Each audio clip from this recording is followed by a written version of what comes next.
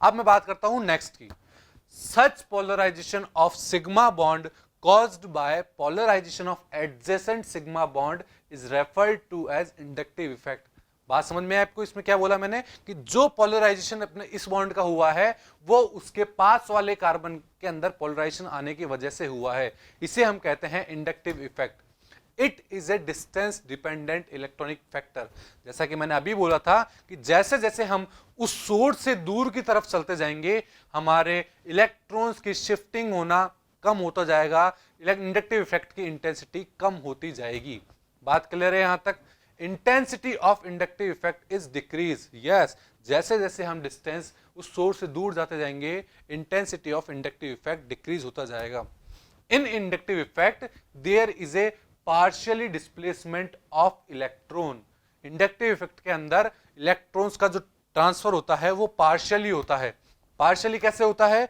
क्या अपने दोनों इलेक्ट्रॉन इसने उस जेड को दे दिए? नहीं, वो बॉन्ड है तो उसी बॉन्ड के अंदर पर थोड़े से उस तरफ चले गए। दैट मींस इलेक्ट्रॉन डेंसिटी जो सेंटर में होती है वो थोड़ी सी मोर इलेक्ट्रोनेगेटिव की तरफ शिफ्ट हो गई, या फिर अगर कार्बन की इलेक्ट्रोनेगेटिविटी ज्यादा है तो वो थोड़ी सी कार्बन की तरफ शिफ्ट हो गई।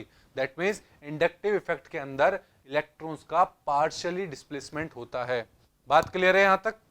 Based on this ability, the substituent can be classified as electron withdrawing group or electron donating group relative to hydrogen। इसी कैटेगरी को देखते हुए हमने कुछ को इलेक्ट्रॉन विड्रॉइंग ग्रुप बोला और कुछ को इलेक्ट्रॉन डोनेटिंग ग्रुप बोला। इलेक्ट्रॉन डोनेटिंग ग्रुप क्या होंगे? जो इलेक्ट्रॉन दे रहे होंगे। जो हम फर्स्ट केस में पढ़ रहे थे कि जेड की इलेक्ट्रोनेगेटिविटी ज्यादा थी तो कार्बन अपने इलेक्ट्रॉन्स को शिफ्ट कर रहा था। दैट मींस कार्बन एक डोनेटिंग ग्रुप की तरह बिहेव कर रहा था। और सेकंड केस में बात करें, अगर मेरे जेड की इलेक्ट्रोनेगेटिविटी कम थी तो कार्बन की इलेक्ट्रोनेगेटिविटी ज्यादा थी तो कार्बन इलेक्ट्रॉन खींच रहा था, वहां पे कार्बन इलेक्ट्रॉन विड्रॉइंग की तरह बिहेव कर रहा था।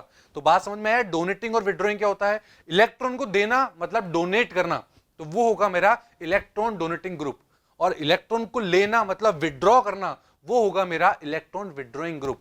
अब क्या एग्जांपल होंगे प्लस आई इफेक्ट के या फिर इलेक्ट्रॉन डोनेटिंग के? The alkyl groups like methyl हो गया, इथाइल हो गया, जितने भी मेरे एल्काइल ग्रुप होते हैं वो सब मेरे इलेक्ट्रॉन डोनेटिंग ग्रुप होते हैं। दैट मींस वो मेरे इलेक्ट्रॉन हमेशा देते ही हैं। और ये हम किससे कंपेयर कर रहे हैं? हाइड्रोजन से। अगर हाइड्रोजन इनके साथ लगा हुआ है तो कार्बन हमेशा और हमेशा इलेक्ट्रॉन देगा। इसी तरह मेरे इलेक्ट्रॉन डोनेटिंग ग्रुप क्या होंगे? जो माइनस आई इफेक्ट लगा रहे होंगे, दैट मींस अपनी तरफ इलेक्ट्रॉन खींच रहे होंगे, वो क्या होंगे? जैसे हेलोजन हो गया, हेलोजन को आप सब जानते हो बहुत इलेक्ट्रोनेगेटिव होते हैं तो वो अपनी तरफ खींचेंगे। NO2 ग्रुप हो गया, NO2 में नाइट्रोजन की इलेक्ट्रोनेगेटिविटी बहुत ज्यादा होती है, वो भी अपनी तरफ खींचेगा। उसके बाद साइनो ग्रुप हो गया, CN में भी कार्बन अपनी तरफ इलेक्ट्रॉन खींचेगा क्योंकि N उसके साथ जुड़ा हुआ है। N उस ट्रिपल बॉन्ड के इलेक्ट्रॉन अपनी तरफ लेगा तो कार्बन और इलेक्ट्रॉन अपनी तरफ खींचेगा। इसी तरह कार्बोक्सी ग्रुप हो गया, COOH हो गया, एस्टर को ले सकते हैं COOR, ये सब हो गए मेरे इलेक्ट्रॉन विड्रॉइंग ग्रुप। अब हम एक क्वेश्चन करते हैं कि इनके अंदर कौन सा बॉन्ड सबसे ज्यादा पोलर होगा? पोलर बॉन्ड कौन से होते हैं? जिसके अंदर चार्ज सेपरेशन ज्यादा से ज्यादा हो रहा होगा। जहां चार्ज सबसे ज्यादा सेपरेट होगा उस बॉन्ड के अंदर पोलरिटी उतनी ही ज्यादा होगी। इसमें बात करता हूं फर्स्ट एग्जांपल की। फर्स्ट में आप देख पा रहे हैं एक है मेरे पास CH4 और एक है मेरे पास CH3Br।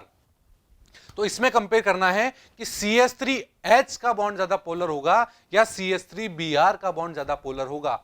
आप देख पा रहे हैं कि CH3Br के अंदर Br की इलेक्ट्रोनेगेटिविटी बहुत ज्यादा है। दैट मींस वहां पर चार्ज सेपरेशन ज्यादा हो रहा होगा, जबकि इस वाले में कार्बन और हाइड्रोजन की इलेक्ट्रोनेगेटिविटी ऑलमोस्ट सेम होती है, तो इनके बीच में इतना पोलराइजेशन नहीं होगा, इतना पोलर बॉन्ड नहीं होगा। तो इसमें मेरा कौन सा सही होगा? ज्यादा पोलर कौन सा होगा? CH3Br। इसी तरह अगर मैं नेक्स्ट एग्जांपल की बात करूं तो इसमें आप देख पा रहे हैं CH3NH2 और एक आप देख पा रहे हैं CH3OH। इन दोनों में अगर मैं कंपेयर करूं तो कौन सा बॉन्ड ज्यादा पोलर होगा? CO बॉन्ड पोलर होगा या CN बॉन्ड पोलर होगा? इसके अंदर CO बॉन्ड पोलर होगा। क्यों? क्योंकि ऑक्सीजन की इलेक्ट्रोनेगेटिविटी नाइट्रोजन से ज्यादा होती है।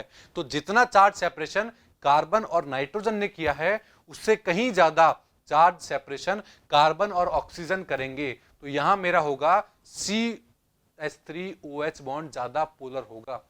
बात क्लियर है यहां तक? मैं किस तरह पोलर और नॉन पोलर की बात कर रहा हूं। इसी तरह मैं एक और एग्जांपल ले लेता हूं। आप देख पा रहे हैं ये CH3OH और CH3SH, इसके अंदर कहां पोलर होगा? CO बॉन्ड ज्यादा पोलर होगा या CS बॉन्ड ज्यादा पोलर होगा? यहां पर भी CO बॉन्ड ज्यादा पोलर होगा, क्योंकि कार्बन और ऑक्सीजन में इलेक्ट्रोनेगेटिविटी डिफरेंस बहुत ज्यादा है। तो जहां इलेक्ट्रोनेगेटिविटी डिफरेंस ज्यादा होगा वहीं इलेक्ट्रॉन्स की शिफ्टिंग भी बहुत ज्यादा होगी, दैट मीन ज्यादा पोलराइजेशन होगा। तो यहां आंसर आएगा हमारा CO बॉन्ड ज्यादा पोलर है। अब मैं एक एग्जांपल लेता हूं। इस एग्जांपल में आपको बताना है कि कौन सा कार्बन कार्बन बॉन्ड सबसे कम पोलर होगा। अगर मैं बात करूं, यहां का एग्जांपल है CH3, CH2, CH2 और Br। यहां कार्बन कार्बन बॉन्ड मेरे को दो ही दिखाई दे रहे हैं, फर्स्ट और सेकंड। इनके अंदर किस बॉन्ड में पोलरिटी सबसे कम होगी? तो हमने पढ़ा था अभी कि इंडक्टिव इफेक्ट जो होता है वो डिस्टेंस डिपेंडेंट प्रॉपर्टी है। जैसे जैसे हम उस मोर इलेक्ट्रोनेगेटिव एटम जो कि यहां पर Br है उससे दूर की तरफ चलते जाएंगे, हमारी इंडक्टिव इफेक्ट की इंटेंसिटी कम होती जाएगी। दैट मींस सबसे कम पोलर मेरा होगा जो CH3 और CH2 के बीच में बॉन्ड बना हुआ है, वो मेरा सबसे कम पोलर बॉन्ड हो जाएगा। बात समझ में आपको यहां तक?